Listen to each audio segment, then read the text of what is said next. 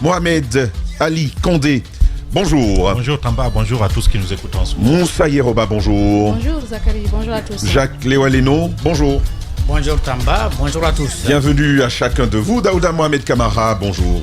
Bonjour Tamba. Il faudra l'activer le temps que ça se retrouve. Roby, bonjour. Bonjour. La baie, c'est une belle ville. Oui. Naturellement.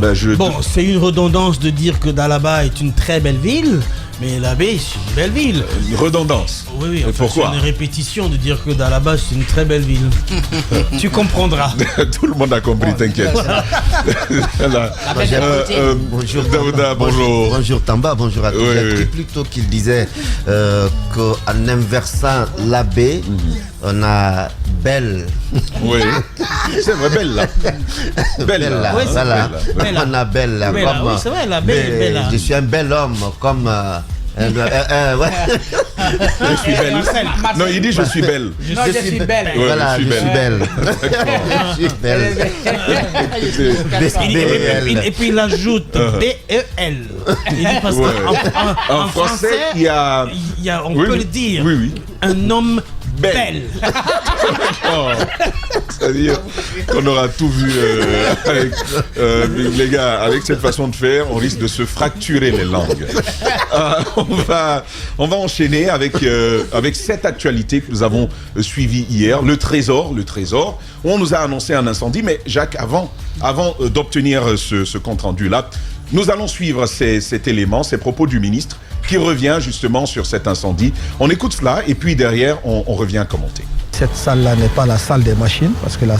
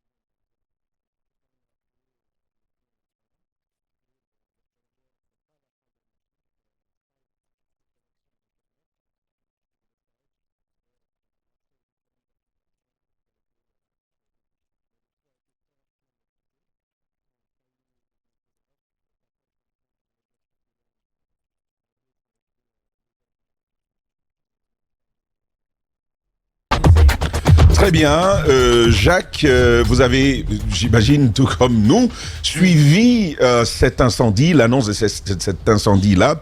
Le ministre se veut rassurant, pas de péril en la demeure, rien n'aurait été particulièrement bouleversé, Jacques. Oui, ce sera peut-être finalement la bonne nouvelle. Même si bien souvent il n'y a pas de bonnes nouvelles après les incendies. Lorsqu'on a annoncé la salle, en tout cas ceux qui avaient filtré, d'abord on parlait de la salle informatique. Et pour ceux qu'on sait, les grandes gueules. En Guinée, très souvent, c'est là se trouvent les bases de données, c'est là se trouve les toute serveurs. la situation, les serveurs, tout ça. Donc, on sait qu'il y a beaucoup de serveurs qui ont brûlé comme ça dans notre pays, soit du matériel électoral ou là où on met de l'argent, comme ce fut le cas du côté de la Lonagui. Et puis, lorsque c'est arrivé au Trésor, évidemment, tous les Guinéens se posaient la question qu'est-ce qui s'est passé? Qu'est-ce qui entoure un tel phénomène? Est-ce qu'avant qu'il y ait incendie, il y avait un audit qui était commandité là au Trésor, pour comprendre?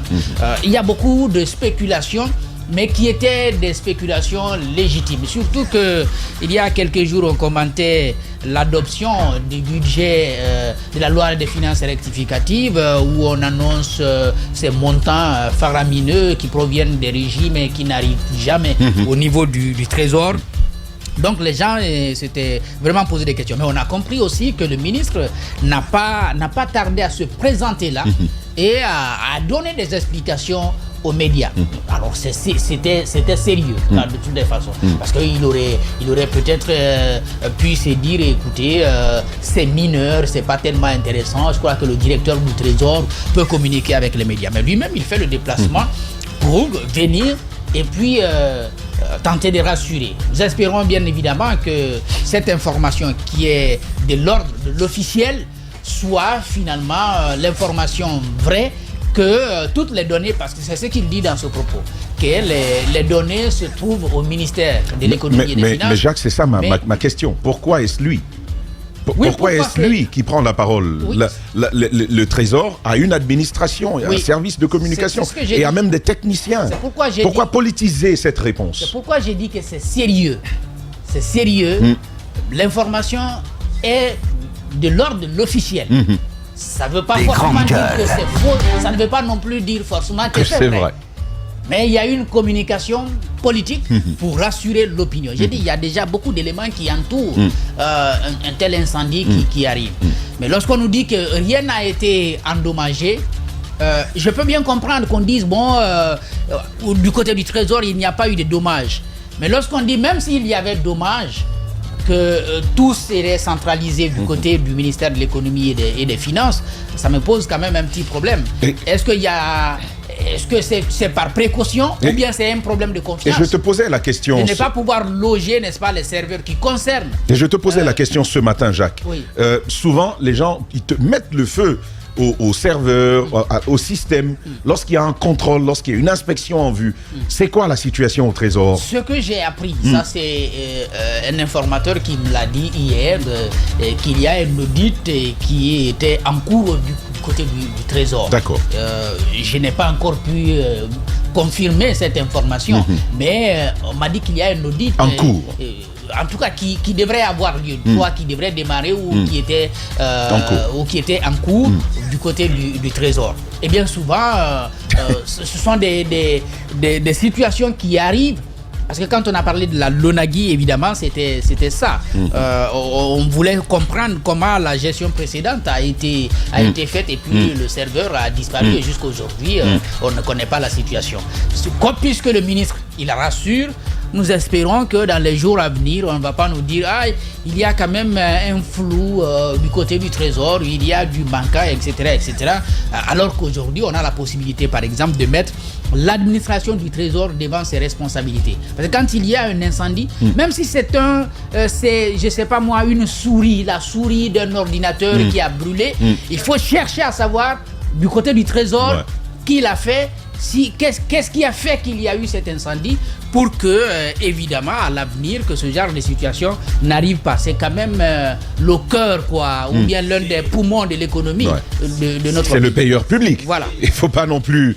je crois le ministre Moussa, le ministre de l'économie et de la finance, Moussa Cissé, et il a été bien précis quand il dit, je trouve en cela les motifs de sa présence à ce niveau, quand il dit que la redondance du serveur principal qui se trouve au niveau du ministère de l'économie et des finances. Donc il y a des ramifications entre le Trésor et le ministère de l'économie et des finances. Voilà pourquoi, à mon avis, parce que du coup, moi, quand c'est arrivé, mon reporter qui était sur le terrain, Mohamed Junior Diallo, à qui j'ai demandé d'aller vite pour savoir ce qui s'y passe, on nous apprenait que le directeur serait en audition. Donc c'est le ministre qui s'est prêté aux questions des journalistes, parce qu'il était juste là. Il y a beaucoup d'autres services aussi, il faut le rappeler, et qui sont au même immeuble. Donc le ministre était là, et donc c'est lui qui s'est prêté à sa question. Donc quand il parle de serveur de redondance au niveau du ministère de l'économie et des finances, ça veut dire qu'il y a un lien, il y a un couloir. Voilà, il y a un couloir entre le Trésor et le ministère de l'économie et des finances. Et quand il rassure quand même que peut-être on nous le dira demain, mais pour l'instant, moi je me dis, il n'y a rien à inventer auprès du Trésor pour nous le jeter à la figure demain pour dire qu'il y a eu tel, il y a eu tel et tel, parce que le ministre rassure qu'il n'y a pas de péril à la demeure. C'est ma préoccupation. Voilà. En pareille circonstance, est-ce qu'il n'aurait pas été préférable d'entendre un technicien?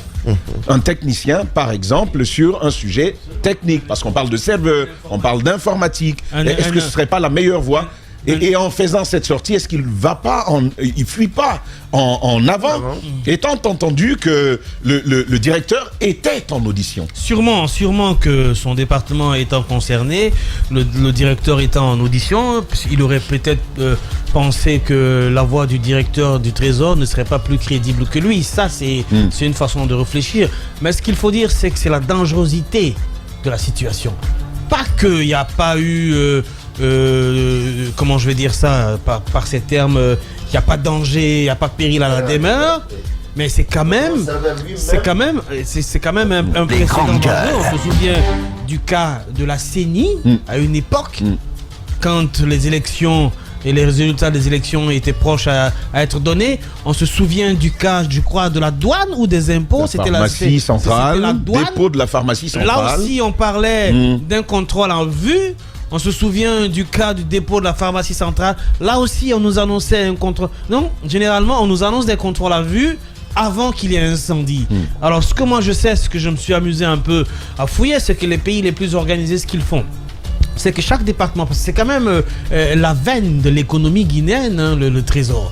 Donc, chaque département, certes, a son serveur central qui emmagasine les données, mais l'État lui-même, en général, a un gigantesque logis de serveurs où toutes les données, pratiquement à part l'armée, parce que là ils sont très secrets dans tout ce qu'ils font, mais toutes les autres structures départementales ont une centralisation, mais il y a aussi une autre grande centralisation au cas où des cas comme ça arrivent, parce que certes l'incendie a été maîtrisé à temps, mais à supposer que ça aille plus loin et qu'il y ait perte de données, si elle n'a pas eu d'ailleurs, parce que quoi qu'on dise, et c'est pour ça que je suis d'accord avec toi, que la voie la plus autorisée, certes du point de vue du point de vue du politique, le ministre, mais j'aurais souhaité qu'il vienne après, qu'il fasse sa communication après qu'un ingénieur ou un technicien en la matière, en tout cas un connaisseur de la chose, vienne expliquer les causes ou les motifs, en tout cas un début de langage technique sur ce qui est arrivé pendant que les enquêtes se poursuivent. Parce que sinon, le flou va rester à être entretenu. Et finalement, s'il n'y a pas de véritable technicien qui parle, si on s'en tient seulement aux déclarations du ministre Moussa Cissé, que je ne qualifie pas de déclarations non importantes, hein, et elles sont bien importantes, mais elles ne nous édifient pas sur la nature de la chose, elles ne nous édifient pas sur l'ampleur, elles ne nous édifient pas techniquement sur ce qui est arrivé. Si on s'en tient là, je pense que l'affaire risque de partir, je ne sais pas, voilà, je te prête l'expression. Alors, Djadia, la préoccupation, c'est aussi celle des fusibles en communication. Lorsque le ministre de l'économie et des finances prend la parole, je me demande qui va parler après si ça capote. Justement. Oui, justement, c'est ce qu'on s'est dit hier, à le voir sur le terrain, peut-être qu'on peut comprendre en tant que responsable qu'ils viennent voir ce qui s'est passé. Les grandes gueules. Ils se prêtent aux questions des journalistes, mais ce qui aurait été mieux, c'est de renvoyer la question à un technicien, par exemple à un responsable de la salle où c'est déclaré l'incendie. Mais que craint le ministre en prenant ainsi la parole, c'est la grosse question à se poser. Parce que ce qu'il a dit officiellement, que ce n'est pas une salle où on aurait par exemple des données qui pourraient peut-être porter des risques, par exemple sur le fonctionnement du ministère ou sur l'économie du pays. On parle d'une salle de connexion Internet. C'est l'information officielle qu'on nous donne. Maintenant, à vous, ceux qui ne croient pas en cette information, en tant qu'enquêteurs, à nous de nous intéresser à la question pour essayer de savoir, de creuser en profondeur, savoir ce qui s'est réellement passé. Mais encore faille-t-il ouvrir l'accès à cet espace? On t'ouvrira pas l'accès. Parce que c'était bloqué déjà depuis hier. On t'ouvrira pas l'accès. À toi de créer des voies. Il y avait des journalistes sur place. Oui. Ce qui a permis d'avoir des images. Par exemple, notre reporter y était, par exemple, du côté de la radio, mais aussi de la télé. Donc, les journalistes ont pu avoir accès. Mais ce qui est ouvert là, c'est pas là que vous aurez les vraies informations. Vous le savez en tant qu'enquêteur. À vous de créer vos voies pour savoir ce qui s'est réellement passé. Mon cher Mohamed Ali Condé, vous avez aussi suivi. Au-delà des communications, il y a quand même que c'est le Trésor.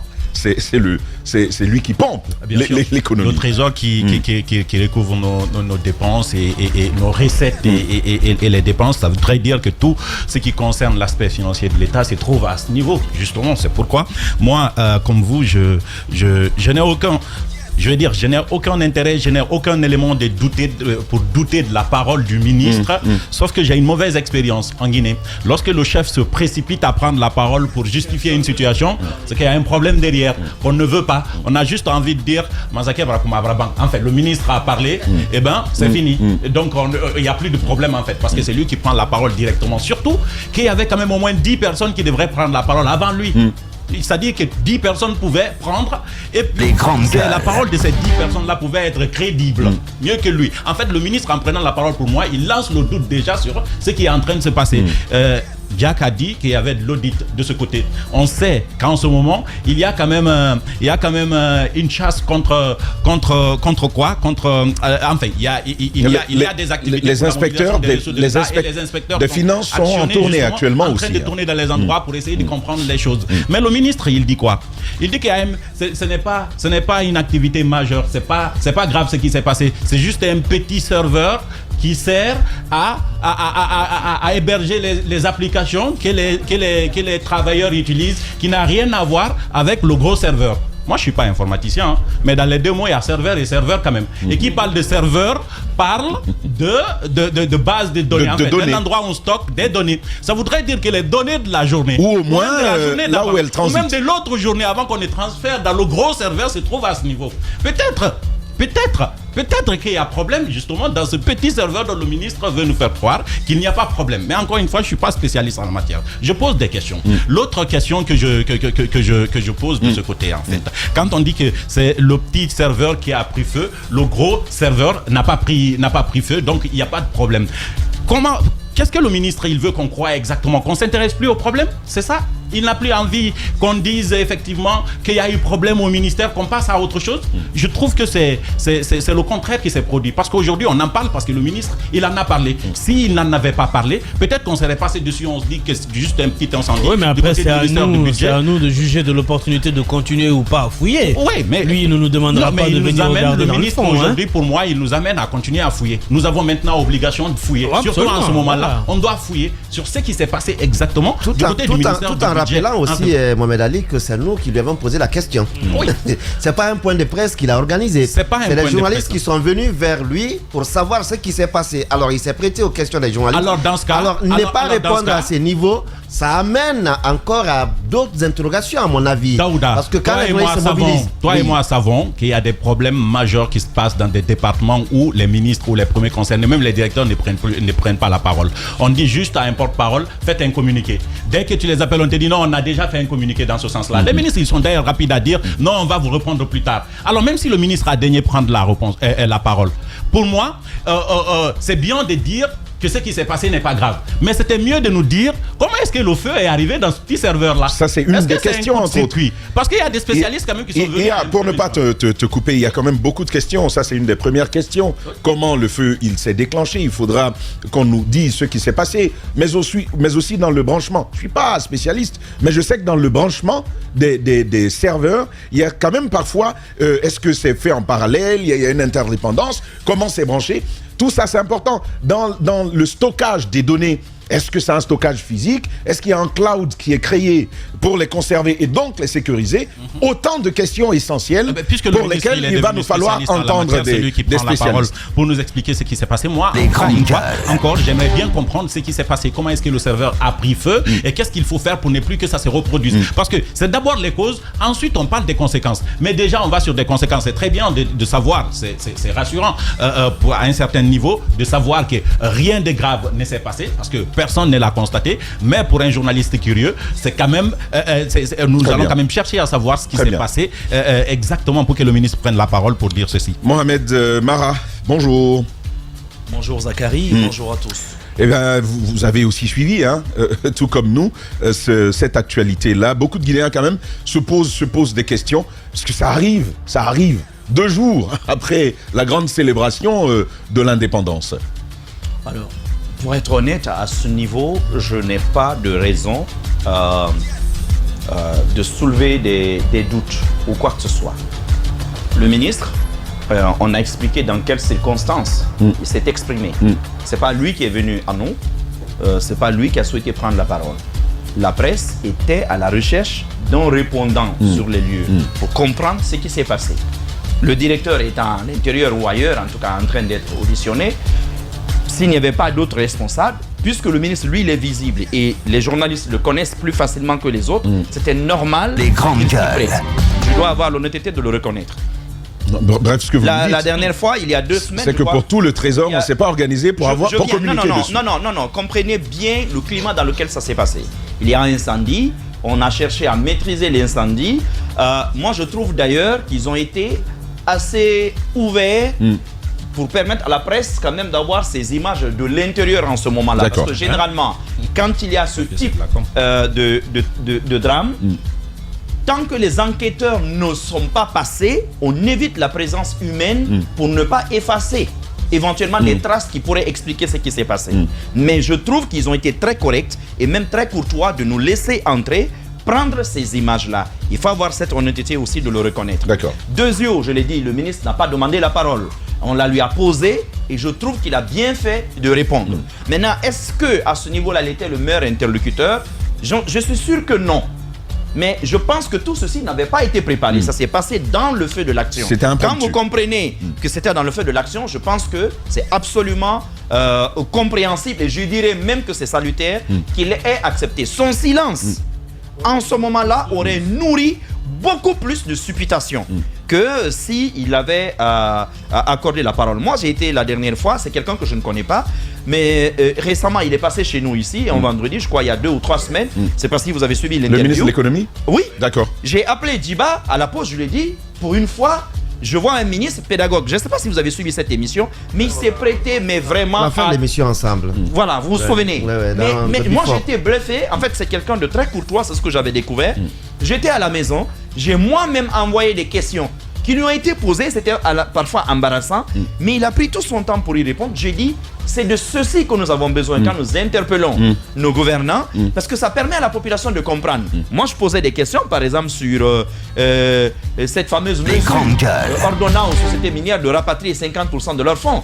Je trouvais que c'était une mesure tirée par les cheveux, parce que les gens ont des conventions minières qui justement les exemptent de le faire. Comment le président peut dire non, il faut ramener alors qu'il y a des conventions si les conventions ne sont pas révisées. Mais il a vraiment pris tout son temps pour expliquer. C'était assez embarrassant, mais il a fait. Donc j'aime au moins ce langage de vérité. Ça, c'est 2. Troisièmement, les serveurs, il faut bien comprendre. Il suffit par exemple de vous rapprocher même de nos propres techniciens ici. Je ne le souhaite pas. Mais même si ce type meuble arrivait subitement à disparaître, vous ne perdrez pas une seule seconde de nos données. Les redondances sont quelque chose, en fait, c'est banal. Et c'est même obligatoire. Parfois, même plusieurs redondances pour les mêmes données. Quand vous dites, par exemple, qu'à la Lonagui, on n'a jamais fait, comment on appelle ça, on n'a jamais fait la lumière, c'est parce que les gens n'ont pas voulu faire de lumière. Ou alors, s'ils ont conçu de sorte qu'il n'y avait pas de redondance, c'est qu'on a prévu le coût à l'avance. C'est ça la question. C'est qu'on a prévu les coûts à l'avance. C'est ça ma préoccupation sur les branchements. Sinon, aujourd'hui, c'est banal. Pour une entité comme le Trésor public, tout le monde sait qu'ils peuvent être l'objet d'un attentat, je ne le souhaite pas, mais il y a des risques énormes. Vous ne pouvez pas loger des serveurs physiques, en fait, toutes les données là, c'est impossible. C'est toujours immatériel et c'est toujours quelque part. Vous allez perdre certes des disques durs ici, vous allez perdre du câblage, vous allez perdre des appareils, mais les données, non, vous ne les perdez pas. Il y a des sites beaucoup plus sensibles, mais beaucoup plus sécurisés à la fois sur le plan informatique, même j'ai envie de dire sur le plan militaire, qui abrite les données des États. Ça, il faut. Oui. Généralement, à la fois à l'intérieur du pays, mais aussi à l'étranger. Oui, mais ça se discute particulièrement aujourd'hui. Je sais. Les gens préfèrent avoir des réseaux plutôt sur leur territoire que de les mettre sur ce type de site, même s'ils sont sécurisés. Mais il faut que tu saches que même un pays comme les États-Unis, quand vous les regardez à cause de l'immensité, par exemple, du territoire, vous verrez qu'ils ont plusieurs points dans le pays.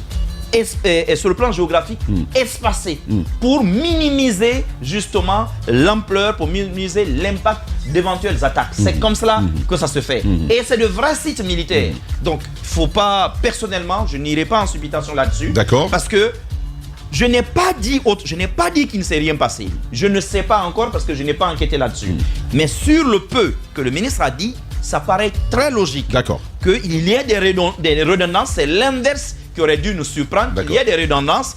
Et peut-être que s'il peut-être qu'il y a eu une erreur de communication néanmoins. Parce que s'il essaie par exemple de faire croire que l'endroit où tout ceci est stocké, c'est au ministère de l'économie et des finances, je ne pense pas qu'il ait voulu le dire. Mais s'il l'a laissé entendre, ça par contre, ce serait extrêmement risqué de l'indiquer de cette manière à la face du monde. Parce que ça ne peut pas, on ne peut pas normalement balancer ce type d'informations sensibles. Mais ce qu'il veut sûrement dire, et que moi j'ai compris quand même, c'est que les données dont on parle au Trésor ne sont pas atteintes.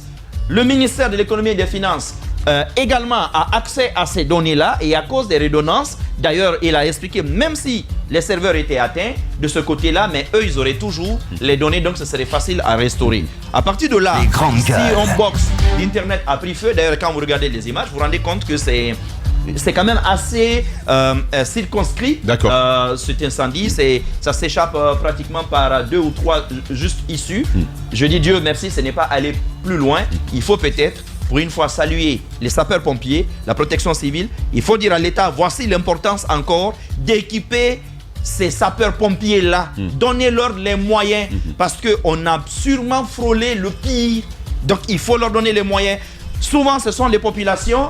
Mais là, vous avez vu que même des infrastructures sécurisées, comme au Trésor, peuvent prendre feu, ou il peut y avoir des problèmes beaucoup plus sérieux. Je crois que le ministre a, pour compléter, je vais dire rapidement, Mohamed Maraoui, rapidement, et il a aussi ouvert que les enquêtes sont en cours. La gendarmerie était déjà sur place pour enclencher les enquêtes et nous dire ultérieurement qu'est-ce qui s'est réellement passé. Le problème, encore une fois, c'est pas tant lui que l'instance qui aurait dû communiquer en pareille circonstance. Parce qu'il n'y a pas que le directeur, il y a tous les autres acteurs. Mais on espère en tout cas que cet optimisme, il se confirme et qu'à l'arrivée, il y ait plus de communication sur ce qui est arrivé au niveau du Trésor. On va marquer cette virgule et puis on aborde le second sujet, ces dames, ces femmes, ces vaillantes dames qui malheureusement finissent sur les couches dans nos hôpitaux. On marque cette transition, on se retrouve.